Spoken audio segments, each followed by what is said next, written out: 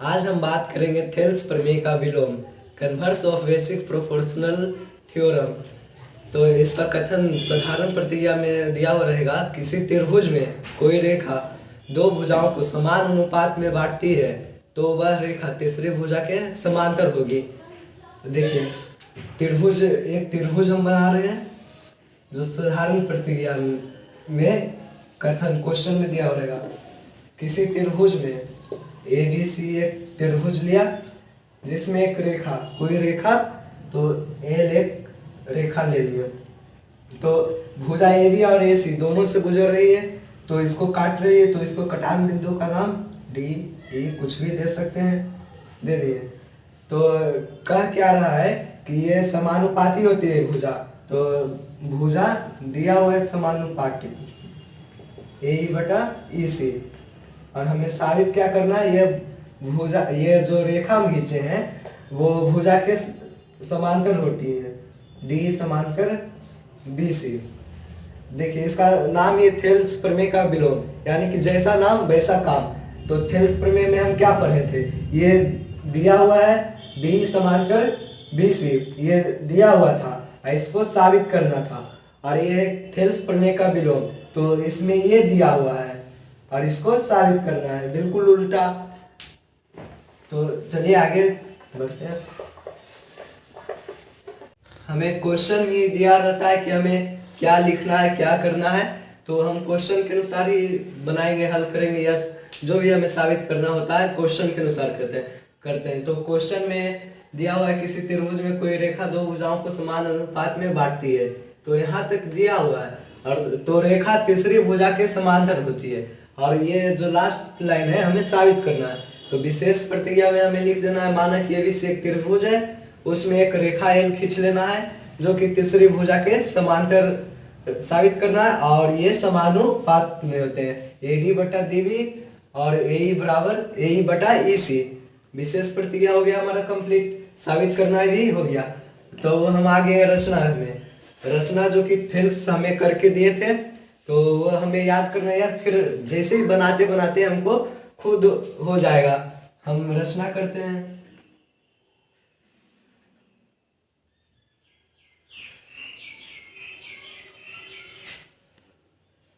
ABC एक त्रिभुज नहीं है जिसमें D BC के समांतर है।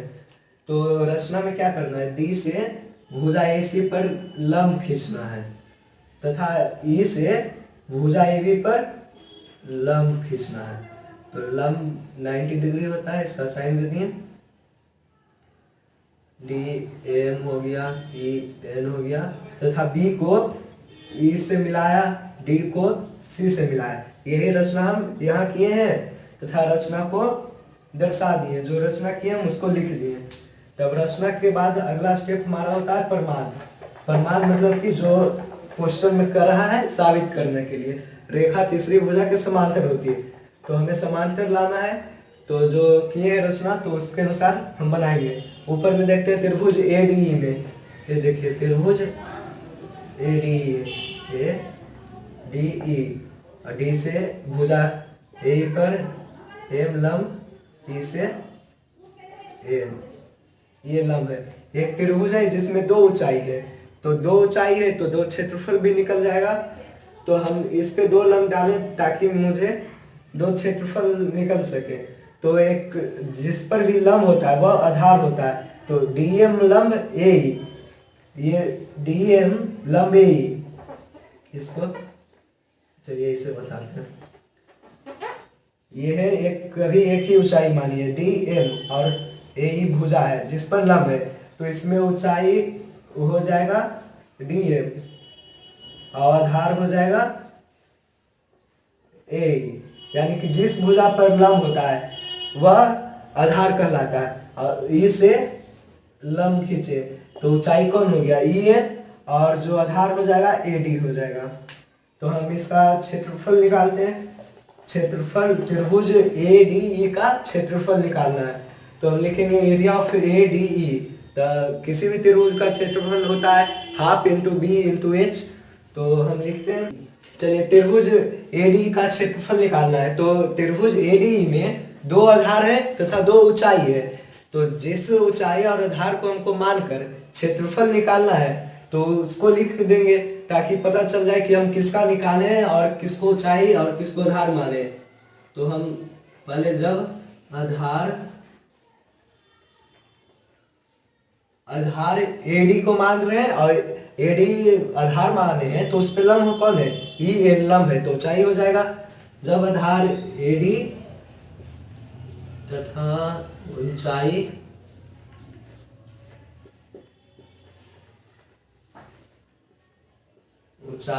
एन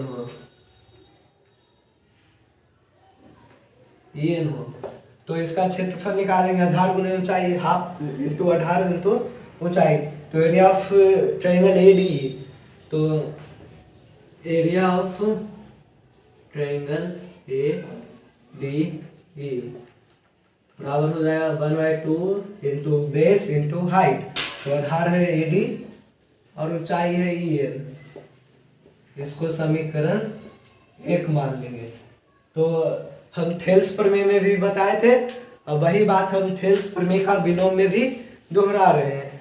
तो उसमें भी ट्रायंगल एडी का क्षेत्रफल निकालें और उसके नीचे आए तो देखिए डी बी त्रिभुज बन रहा है।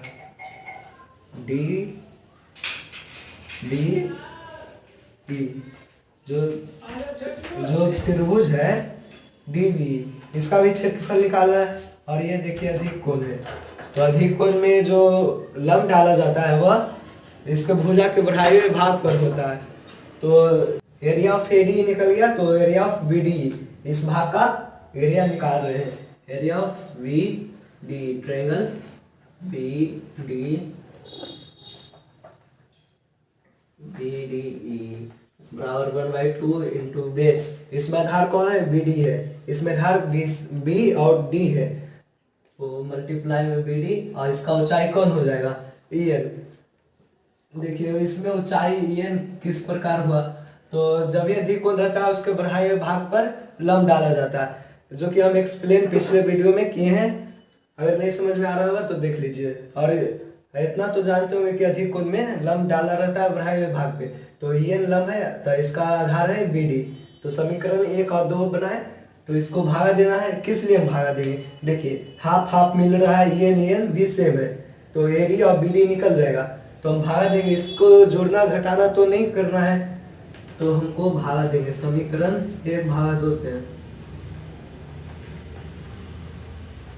समीकरण 1/2, जब हम समीकरण 1/2 करेंगे हैं तो area of triangle A D E बटा area of triangle B T E बराबर हाफ ए डी गुने ई एन बटा हाफ बी डी गुना ई एन। तो ई एन कैंसिल हो गया, हाफ हाफ कैंसिल हो गया, ए डी और बी डी बचा बराबर ए डी बटा बी डी। ये हो गया समीकरण हमारा 3। तो समीकरण 3 हो गया, जो थेल्स प्रमेय भी एकदम यहाँ तक सेम है, इसके आगे भी हमें सेम ही करते हैं। समीकरण 3 आ गया, अब समीकरण 3 के आगे करते हैं। तो एरिया ऑफ ए डी, तो हम पहले ही बोले थे इसका 2 क्षेत्रफल निकालना है। तो देखिए एरिया ऑफ ए डी ई, इसका एक क्षेत्रफल हम निकाले हैं तो दूसरा क्षेत्रफल निकालना है। तो इसमें आधार ए डी माने थे तो इसमें आधार ए ई होगा, ऊंचाई ई एन था तो ऊंचाई डी एम होगा। तो जब आधार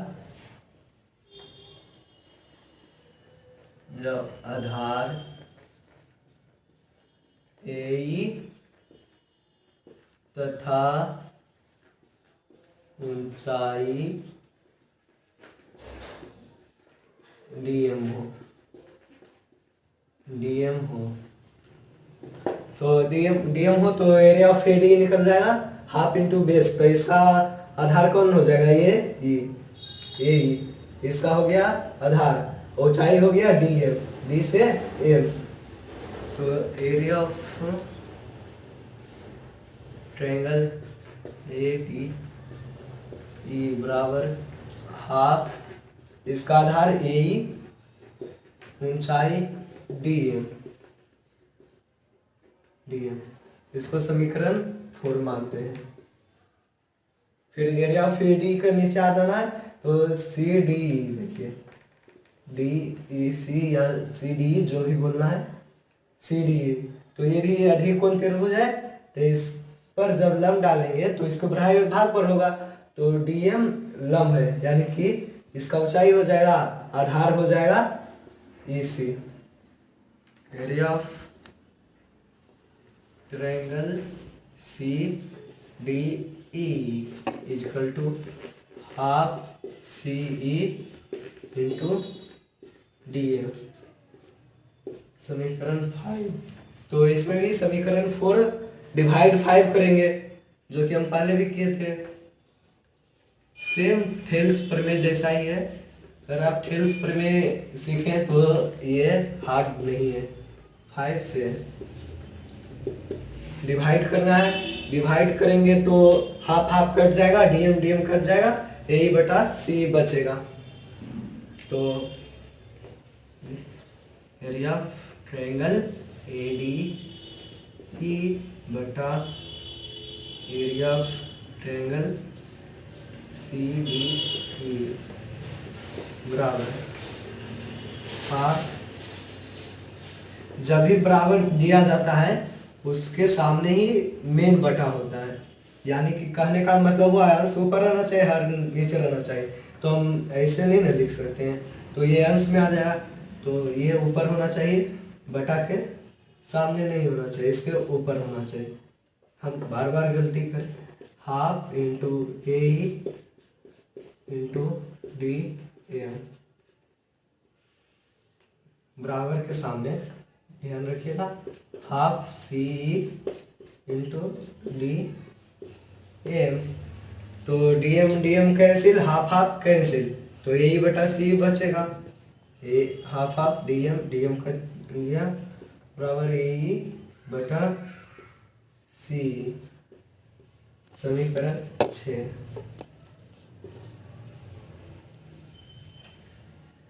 अब हमारे पास ए बटा सी और ए डी बटा बी डी, जो कि इक्वेशन नंबर 3 और 6 आ गया।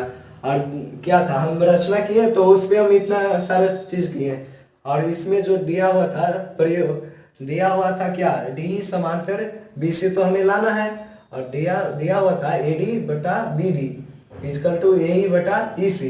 तो दिया हुआ इसलिए रहता है ताकि हम उसका प्रश्न बनाने में प्रयोग कर सके। तो हम प्रयोग करेंगे कि दिया हुआ है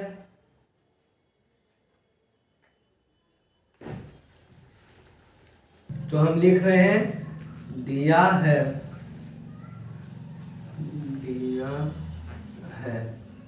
जो कि हमें विशेष प्रतिक्रिया में भी लिखे थे, ईडी बटा बी डी इक्वल टू ए बटा सी, ये मेरे पास दिया हुआ था। तो हम ए डी बटा बी डी और ए बटा सी भी लाए। देखिए यहाँ पे क्वेश्चन नंबर 3 पे ए डी बटा बी डी लाए, तो ए डी और बटा बी डी का मान कितना है, एरिया ऑफ ए डी बटा एरिया ऑफ बी डी बराबर, मतलब यही मान हुआ। और ए बटा सी लाए हैं क्वेश्चन नंबर 3 पे, तो इसका मान क्या है, एरिया ऑफ ए डी बराबर बटा एरिया ऑफ सी डी बराबर ए बटा सी। तो इसका मान हम लिख सकते हैं एरिया ऑफ ट्रायंगल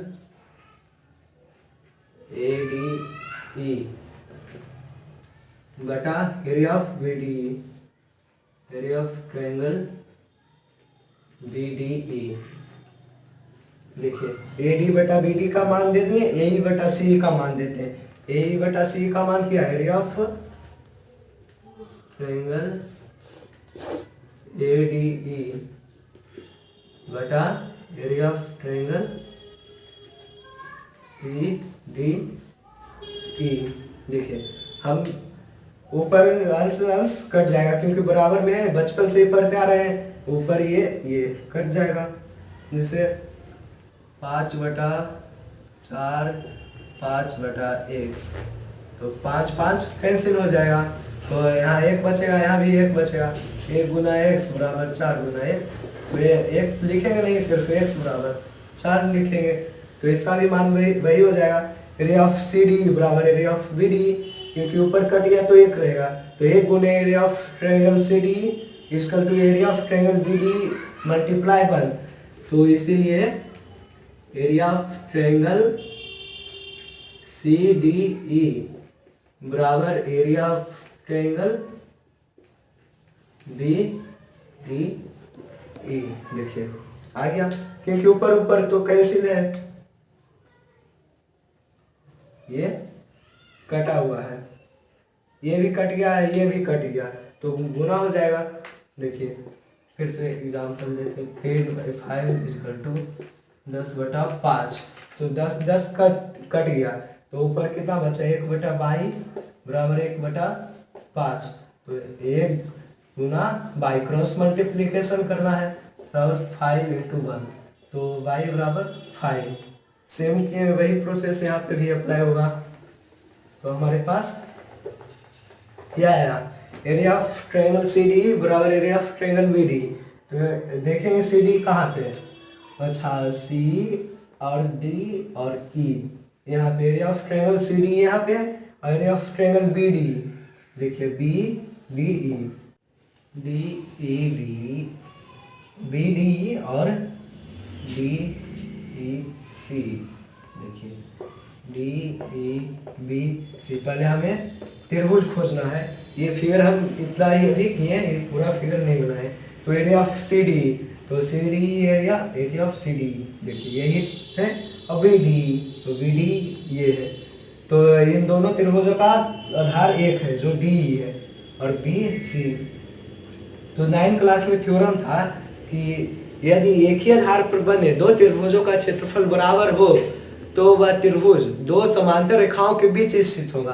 तो देखिए ये दो त्रिभुज है जो बराबर है, तो ये दो समांतर रेखाओं के बीच स्थित होगा, तो एक डी ये एक बी सी रेखा, तो डी समांतर बी सी होगा, प्रूव्ड हो गया। यही हमें साबित करना था, तो इसके लिए 1-2 लाइन और लिख देते हैं। पर मैं मैथ में 1-2 स्टेप छोड़ सकते थे, पर मैं तो थोड़ा सा सब स्टेप बाय स्टेप करते हैं। तो इन दोनों त्रिभुजों का क्षेत्रफल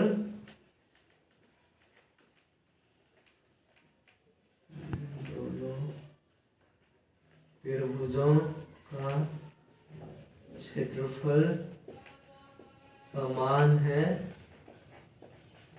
क्षेत्रफल समान है, क्षेत्रफल समान है,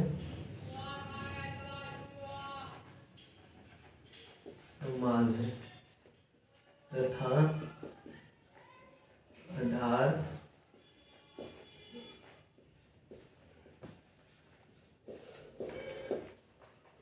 आधार एक ही है, एक ही है, अतः क्या था, डी समांतर बी सी, क्योंकि दो त्रिभुजों का क्षेत्रफल बराबर हो तो ये समांतर रेखाओं के बीच स्थित होगा। ये हो गया हमारा प्रूव्ड।